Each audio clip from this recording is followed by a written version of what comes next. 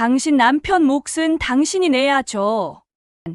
상간녀가 건넨 청구서를 받아든 순간 김민지의 손은 부들부들 떨렸습니다. 1,500만 원. 남편과 바람을 피운 여자가 남편이 죽은 뒤 그 아내와 아이들에게 돈을 요구하고 있었습니다. 도대체 무슨 일이 있었던 걸까요? 이 믿기 힘든 이야기 지금부터 시작합니다. 사연들을 계속 만나보고 싶으시다면 구독과 좋아요 꼭 부탁드립니다. 엄마, 아빠 언제 와? 6살 난 큰아이가 또 물었습니다. 김민지는 시계를 보았습니다. 밤 11시. 남편 박준호는 오늘도 집에 오지 않았습니다. 아빠 회사 일이 많대. 곧 오실 거야. 똑같은 대답을 반복하는 자신이 한심했습니다. 하지만 어쩌겠습니까? 아이들에게 진실을 말할 수는 없었으니까요.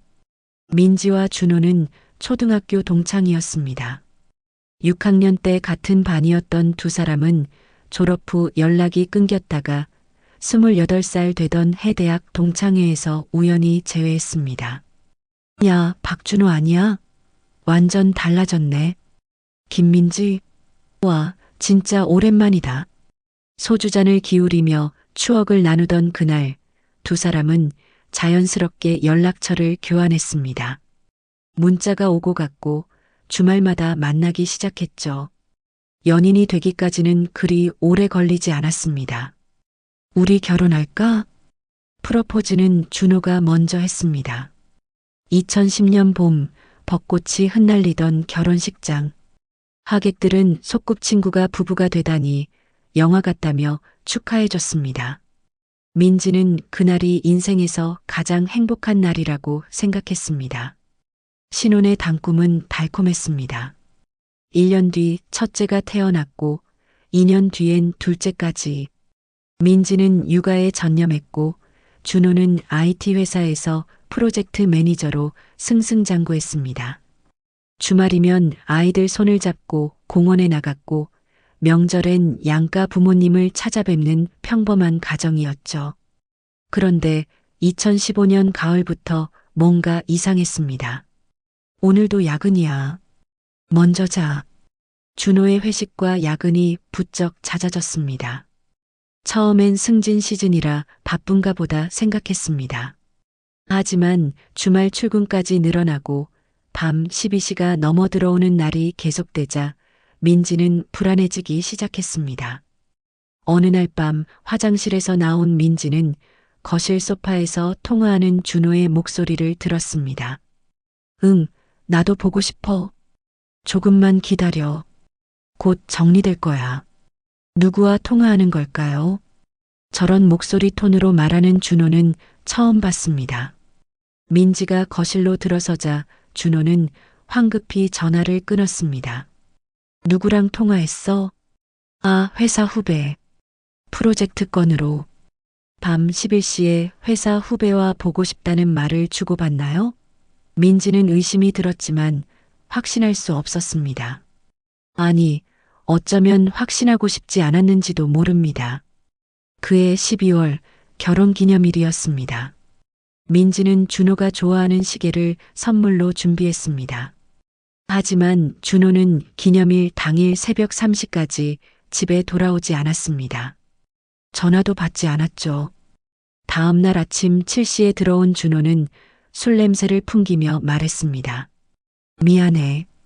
갑자기 중요한 미팅이 생겨서. 거짓말이었습니다.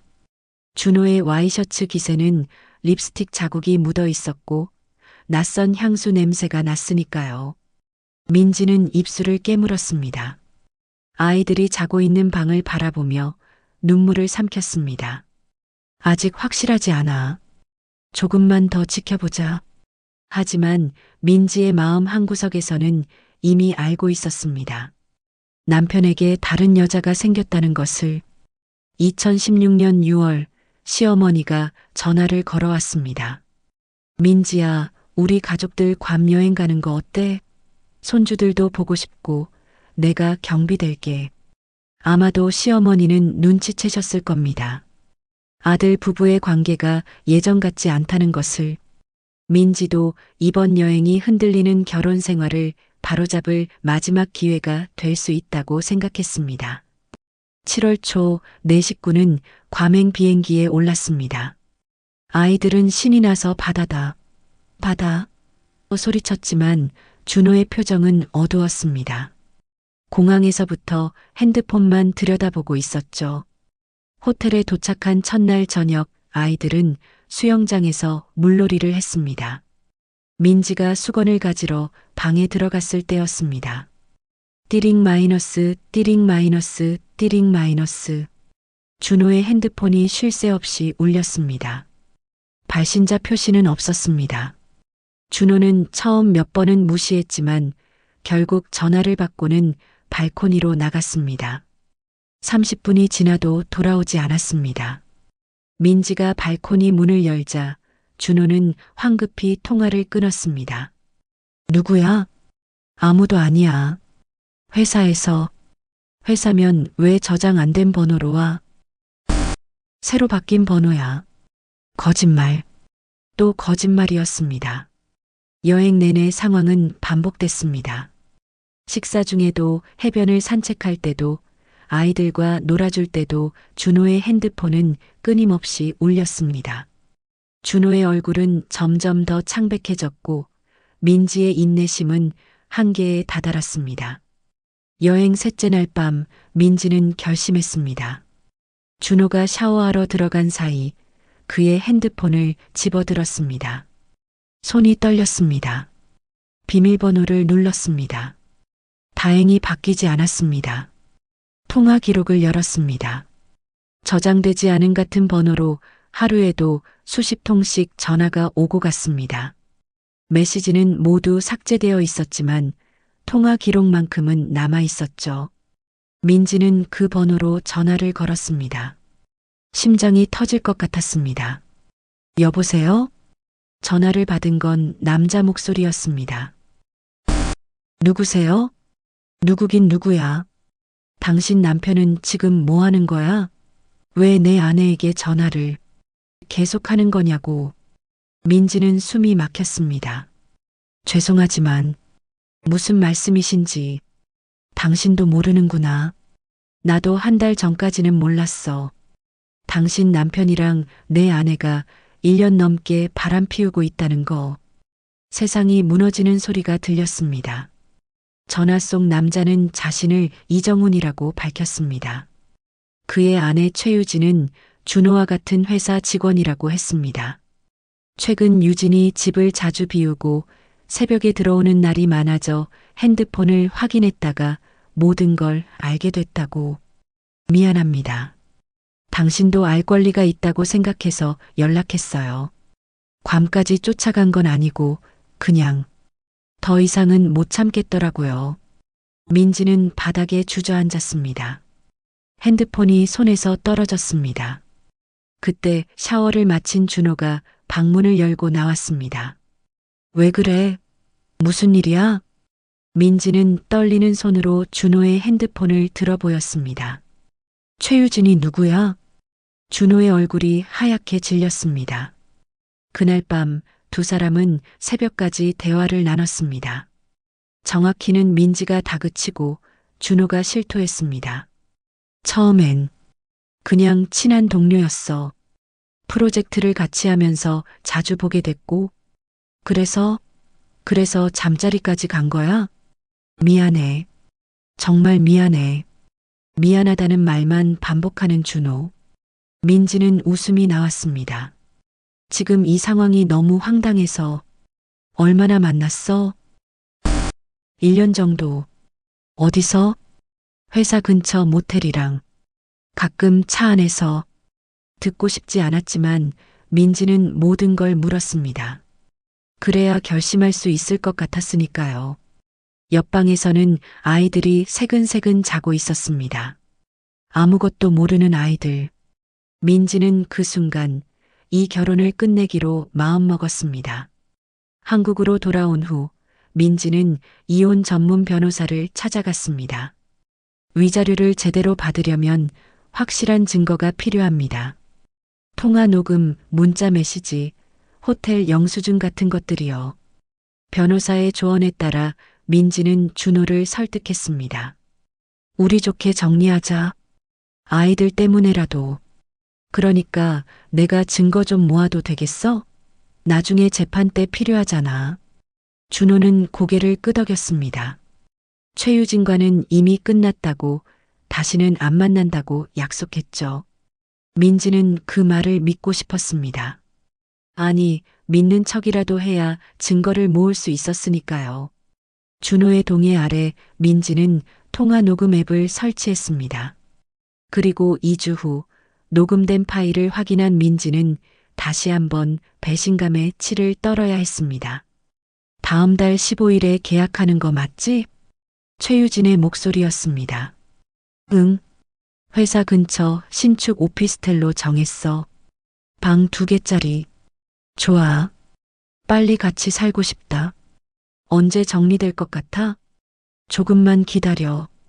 이혼 절차 밟고 있으니까. 민지는 녹음 파일을 멈췄습니다. 더 이상 들을 수가 없었습니다. 준호는 집에서는 좋게 정리하자고 하면서 뒤에서는 최유진과 동거 계획을 세우고 있었던 겁니다. 더 가관인 건 그 오피스텔 계약금 중 일부가 부부 공동명의 통장에서 빠져나갔다는 사실이었습니다. 민지는 더 이상 참지 않기로 했습니다. 변호사에게 모든 증거를 넘기고 이혼 소송과 함께 최유진을 상대로 한 손해배상 청구 소송도 제기했습니다. 남편만 처벌받는 게 아니라 같이 바람 피운 여자도 책임을 져야 합니다. 2017년 2월 드디어 첫 재판 기일이 잡혔습니다. 민지는 검은색 정장을 차려입고 법원에 갔습니다. 하지만 준호는 나타나지 않았습니다. 피고 측에서 건강상의 이유로 출석이 어렵다는 소명서를 제출했습니다. 판사의 말에 민지는 한숨을 쉬었습니다. 또 도망치는구나. 재판은 다음 달로 연기됐습니다. 하지만 다음 재판은 열리지 않았습니다. 2주 후 시어머니에게서 전화가 왔습니다. 민지야. 준호가. 네. 무슨 일이세요? 준호가 세상을 떠났어. 핸드폰이 손에서 떨어질 뻔했습니다. 뭐라고요? 회사 근처 오피스텔에서 스스로 목숨을. 민지는 아무 말도 할 수 없었습니다. 분노도 슬픔도 아무 감정도 느껴지지 않았습니다. 그저 멍했습니다. 장례식장에는 많은 사람이 찾아왔습니다. 회사 동료들, 친구들, 친척들. 민지는 상주로 앉아 조문객들을 맞았습니다. 아이들은 아빠 어디 갔어요? 라고 물었지만 민지는 대답할 수가 없었습니다. 그리고 장례식장 구석에서 민지는 그녀를 봤습니다. 최유진. 검은 옷을 입고 눈물을 흘리고 있는 그녀를. 민지는 다가가지 않았습니다. 다가가면 뭐라고 해야 할지 몰랐으니까요. 아니, 어쩌면 그녀에게 뭔가를 저지를까봐 두려웠는지도 모릅니다. 준호의 유서에는 짧은 문장만 적혀 있었습니다. 모든 게 내 잘못입니다. 미안합니다. 그게 전부였습니다. 남편의 사망으로 이혼 소송은 자동으로 끝났습니다. 하지만 민지는 최유진을 상대로 한 손해배상 청구만큼은 끝까지 가기로 결심했습니다. 언니, 이제 그만해. 남편도 죽었는데 뭐하러 소송을 계속해? 친구들은 말렸습니다. 시어머니도 이제 그만 잊고 살아라고 했죠. 하지만 민지의 생각은 달랐습니다.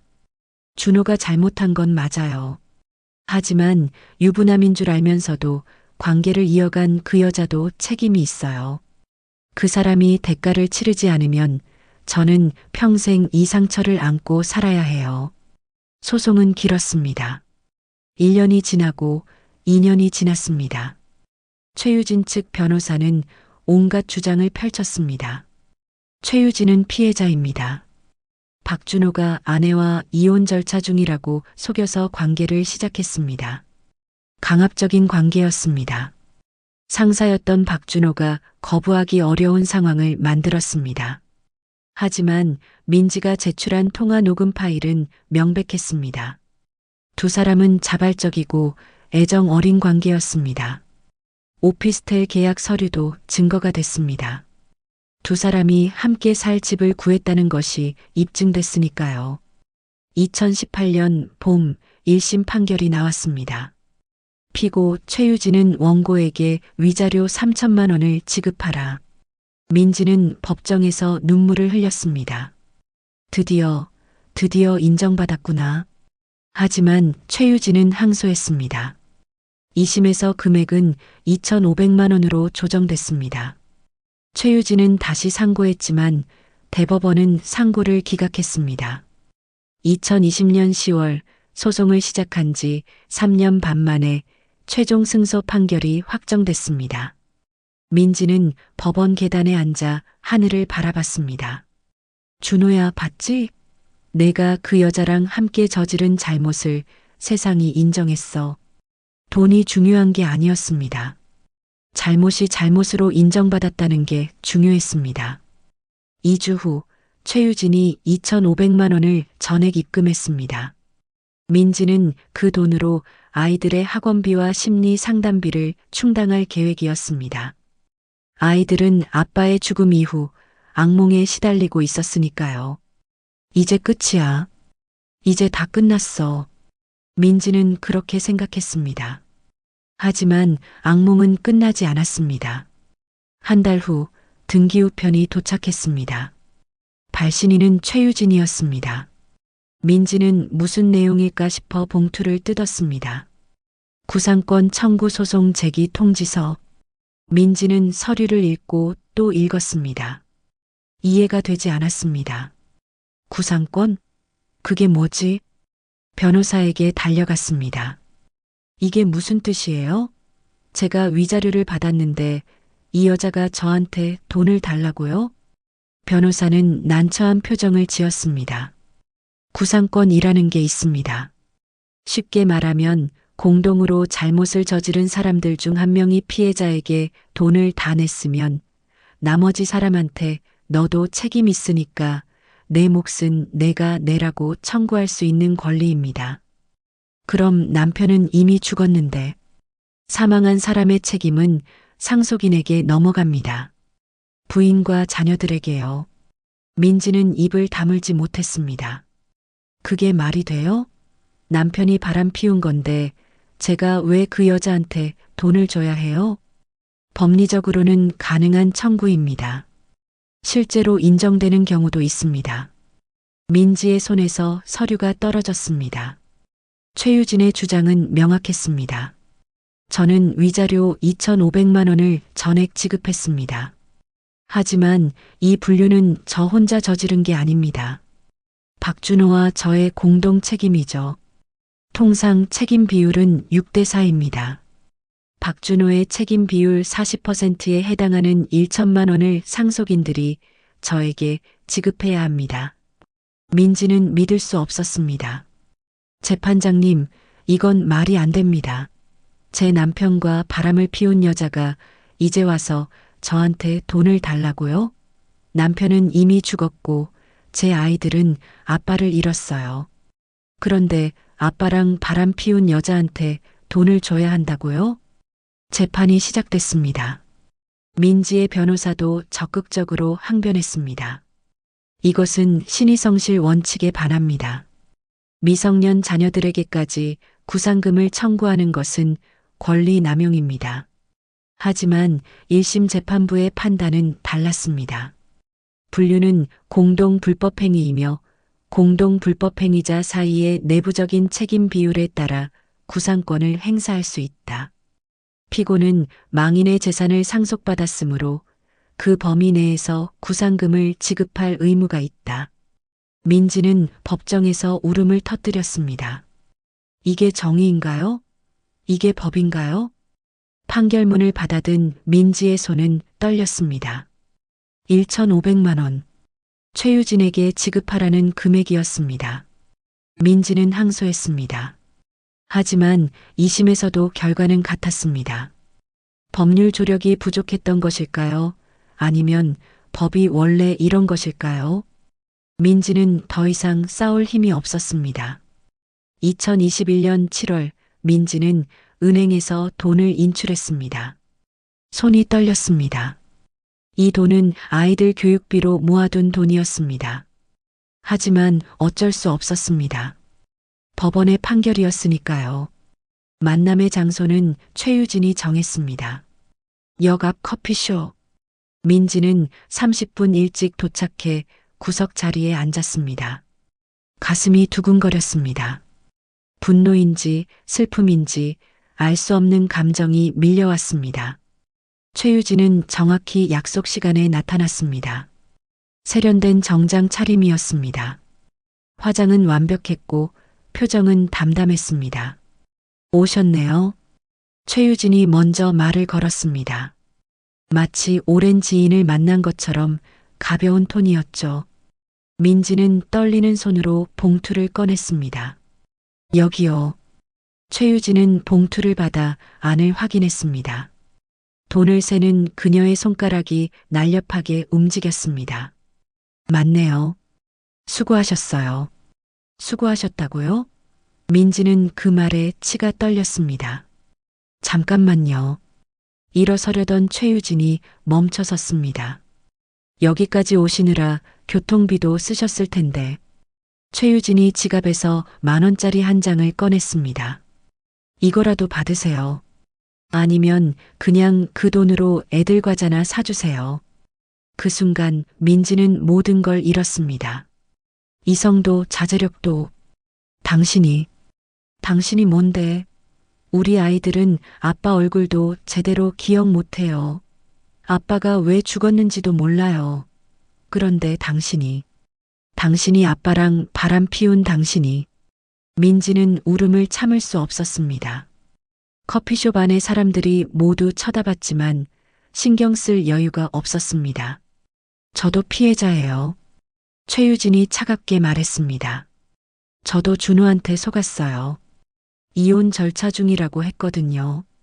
그리고 이건 법이 정한 거예요. 제가 잘못된 걸 요구한 게 아니라고요. 피해자? 당신이 피해자라고? 민지는 웃음이 나왔습니다. 너무 황당해서. 그럼 저는 뭐예요? 제 아이들은요? 우린 뭐가 되는 거예요? 최유진은 대답하지 않았습니다. 그저 가방을 들고 커피숍을 나갔습니다. 민지는 그 자리에 주저앉아 한참을 울었습니다. 이 사건이 알려지자 논란이 일었습니다. 법조계에서도 의견이 분분했습니다. 한 변호사는 인터뷰에서 말했습니다. 법리적으로는 가능한 청구입니다. 하지만 구체적 타당성을 고려했을 때 이례적인 판결이라고 봅니다. 특히 미성년 자녀들에게까지 구상금 청구를 인정한 것은 지나치다고 생각합니다. 다른 법률 전문가는 이렇게 평가했습니다. 신의성실 원칙이나 권리 남용 항변이 더 적극적으로 검토됐어야 했습니다. 유사한 사건에서 구상권 청구가 기각된 판례도 있습니다. 피고 측에 충분한 법률 조력이 있었다면 다른 결과가 나올 수도 있었을 것입니다. 하지만 이미 확정된 판결이었습니다. 되돌릴 방법은 없었죠. 현재 민지는 두 아이를 키우며 살아가고 있습니다. 큰아이는 올해 초등학교 3학년, 작은아이는 1학년이 됐습니다. 엄마, 우리 아빠는 언제 와? 작은아이가 가끔 묻습니다. 민지는 그때마다 아빠는 하늘나라에 계셔라고 대답하지만 아이들은 이해하지 못합니다. 민지는 최근 인터뷰에서 이렇게 말했습니다. 법이 정한 대로 했다고 하지만 과연 이것이 정의일까요? 제 아이들은 아무 잘못도 하지 않았어요. 그저 불행한 가정에서 태어났을 뿐인데 평생 이런 상처를 안고 살아가야 해요. 같은 일이 다른 가정에는 일어나지 않길 바랄 뿐입니다. 그날 커피숍에서 받은 10,000원짜리 지폐는 민지의 지갑 깊숙한 곳에 아직 남아 있습니다. 아이들 과자를 사주지도 쓰지도 못한 채 그 돈을 볼 때마다 민지는 그날의 모욕감을 떠올립니다. 하지만 민지는 포기하지 않았습니다. 아이들을 위해서라도 강해져야 했으니까요. 지금도 민지는 매일 아침 일어나 아이들 도시락을 싸고 학교에 데려다 주고 저녁에는 함께 밥을 먹습니다. 엄마는 세상에서 제일 강해. 큰아이가 가끔 그렇게 말합니다. 민지는 웃으며 대답합니다. 그럼 엄마는 슈퍼맨이거든. 하지만 밤이 되면 아이들이 잠든 후에는 민지도 울음을 터뜨립니다. 아무도 보지 않는 곳에서 이 이야기는 아직 끝나지 않았습니다. 민지의 삶은 계속되고 있으니까요. 이 이야기를 들으시고 어떤 생각이 드시나요? 법은 공동 불법 행위자는 내부적으로 책임을 나눠야 한다고 말했습니다. 하지만 그 책임을 죽은 남편의 아내와 어린 자녀들이 져야 한다는 게 과연 정당할까요? 최유진은 저도 피해자라고 말했습니다. 하지만 유부남인 줄 알면서 1년 넘게 관계를 이어가고 함께 살 집까지 구한 사람이 피해자일 수 있을까요? 그리고 마지막 만남에서 건넨 그 한마디. 교통비로 아이들 과자나 사주세요. 이 말을 어떻게 받아들여야 할까요? 법이 옳다면 인간의 양심은 어디에 있는 걸까요? 법이 정의라면 도덕은 무엇일까요? 이 사연에 대한 여러분의 생각을 댓글로 남겨주세요. 최유진의 행동이 법적으로는 문제 없어도 도덕적으로는 문제가 있다고 생각하시나요? 아니면 법이 그렇다면 어쩔 수 없는 일이라고 보시나요? 만약 여러분이 민지의 친구라면 뭐라고 조언하시겠어요? 이런 경우를 막을 수 있는 법적 장치가 필요하다고 생각하시나요? 여러분의 솔직한 의견을 들려주세요. 분노해도 좋고 법리적인 분석을 해주셔도 좋습니다. 모든 댓글 하나하나 읽고 있겠습니다. 이 영상이 도움이 되셨다면 좋아요와 구독 부탁드립니다.